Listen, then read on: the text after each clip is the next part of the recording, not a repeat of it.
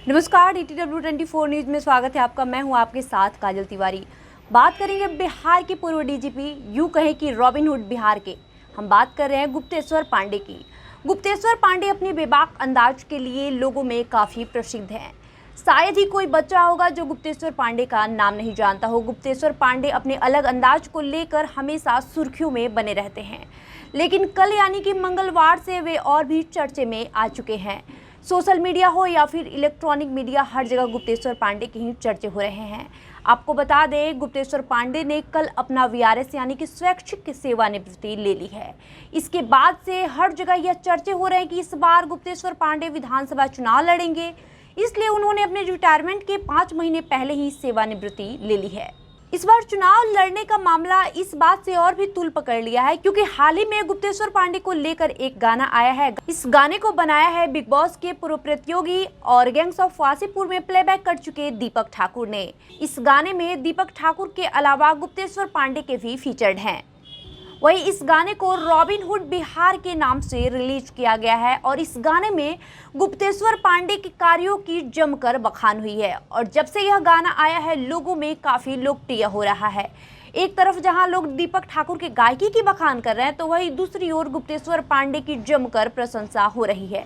तो आइए सबसे पहले सुनते हैं वो गाना। गुप्तेश्वर पांडे रॉबिनहुड बिहार के।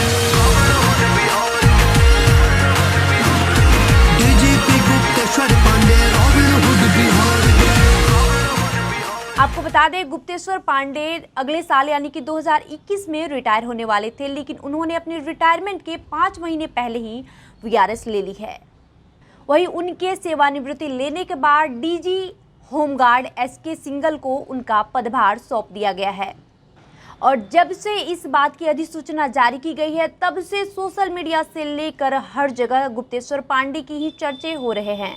वहीं हाल ही में गुप्तेश्वर पांडे के साथ बक्सर के जिलाध्यक्ष का तस्वीर भी सोशल मीडिया पर काफ़ी वायरल हुआ था। इस बात से लोगों का यह कहना है कि गुप्तेश्वर पांडे अगर इस बार चुनाव लड़ते हैं तो वे बक्सर विधानसभा सीट से चुनाव लड़ेंगे। आपको बता दें कि गुप्तेश्वर पांडे 1987 बैच के आईपीएस अफसर हैं। संयुक्त बिहार में कई जिलों के एसपी और रेंज डीआईजी के अलावा वे मुजफ्फरपुर के जोनल आईडी भी रह चुके हैं। एडीजी मुख्यालय और डीजी बीएमपी का भी उन्होंने पद संभाला था। केएस द्विवेदी के सेवानिवृत्त होने के बाद फरवरी 2019 में बिहार के डीजीपी नियुक्त किए गए थे। आपको बता दें, आईजी रहते हुए भी उन्होंने 2009 में वीआरएस लिया था और उस बार भी यह चर्चाएं हो रही थी कि वे इस बार विधानसभा चुनाव लड़ेंगे।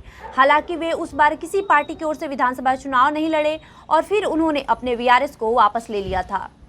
वहीं अब इस मामले पर खुद बोलने के लिए गुप्तेश्वर पांडे सामने आए हैं और आज उन्होंने मीडिया कर्मियों से तमाम मुद्दों पर बातचीत की। तो आइए सबसे पहले जानते हैं गुप्तेश्वर पांडे ने किन किन मुद्दों पर बातचीत की। बिहार के मुख्यमंत्री नीतीश कुमार के बारे में एक ही चीज मैं कह सकता हूं कि वो प्रशासन के मामले में, पुलिसिंग के मामले में बिल्कुल बहुत ही सख्त हैं। उनका विजन बहुत ही क्लियर है कि पुलिसिंग के मामले में किसी प्रकार का नाजायज राजनीतिक हस्तक्षेप वो न करते हैं, न कोई सत्तारूढ़ दल का व्यक्ति करे, इसको वो बर्दाश्त करते हैं।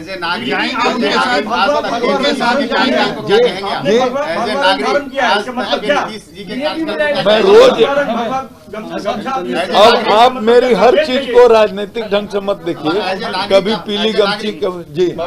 गुप्तेश्वर पांडे ने सबसे पहले निष्पक्षता को लेकर बातचीत की। उन्होंने कहा कि वे जब सेवा में थे तब कभी भी वे किसी का पक्षपात नहीं किए। वे हमेशा निष्पक्षता के साथ काम किए, चाहे कोई दल हो, कोई जात हो, कोई धर्म हो।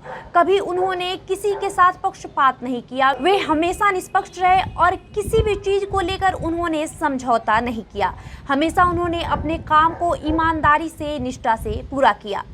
वहीं सुशांत सिंह राजपूत मामले को लेकर उन्होंने कहा है कि लोगों का कहना है कि यह पब्लिसिटी स्टंट था, मुझे चुनाव लड़ना था, इसलिए सुशांत सिंह मामले में हम खुलकर बोले, लेकिन ऐसा नहीं है। उन्होंने बताया कि सुशांत सिंह राजपूत के पिता को न्याय दिलाने के लिए वे सामने आए। इसके अलावा उन्होंने अपने तमाम स्ट्रगल के बारे में बातचीत की। उन्होंने अपने बैकग्राउंड्स के बारे में बातचीत की और वे बेगूसराय में थे तो उनकी कार्यशैली किस तरह से थी, किस तरह से उन्होंने काम किया, वे तमाम मुद्दे पर बातचीत किए। वही CA NRC के मुद्दे पर भी गुप्तेश्वर पांडे ने बातचीत की। हालांकि विधानसभा चुनाव लड़ने को लेकर उन्होंने यह कहा कि अभी उन्होंने कोई पार्टी ज्वाइन नहीं किया है। अगर वह कोई पार्टी ज्वाइन करेंगे, अगर वह इस बार चुनाव लड़ेंगे तो वह खुद मीडिया में आकर इस बात की जानकारी देंगे। लेकिन इन सब के बीच एक बात जो थी, जो सबका ध्यान खींचने वाला है, वो ये कि गुप्तेश्वर पांडे मुख्यमंत्री नीतीश कुमार की काफ़ी तारीफ करते हुए नजर आए। गुप्तेश्वर पांडे ने कहा कि मुख्यमंत्री नीतीश कुमार पुलिस प्रशासन को लेकर काफ़ी सख्त है, वे हमेशा अपने कार्यों को लेकर सख्त रहते हैं। तो कहीं ना कहीं इस बात से यह साफ होता है कि अगर इस बार गुप्तेश्वर पांडे विधानसभा चुनाव लड़ेंगे तो वे जदयू के सीट से लड़ेंगे। हालांकि इस बात पर अभी हम कोई टीका टिप्पणी नहीं करेंगे, लेकिन कुछ ही दिनों में पता चल जाएगा कि क्या सचमुच गुप्तेश्वर पांडे इस बार विधानसभा चुनाव लड़ेंगे या फिर नहीं। बहरहाल देश दुनिया की तमाम खबरों से रूबरू होने के लिए हमारे साथ बने रहें। अगर आपने अभी तक हमारे चैनल को सब्सक्राइब नहीं किया है तो कर ले। अगर आप ये वीडियो हमारे फेसबुक पेज पर देख रहे हैं तो हमारे पेज को लाइक करें और शेयर जरूर करें। धन्यवाद।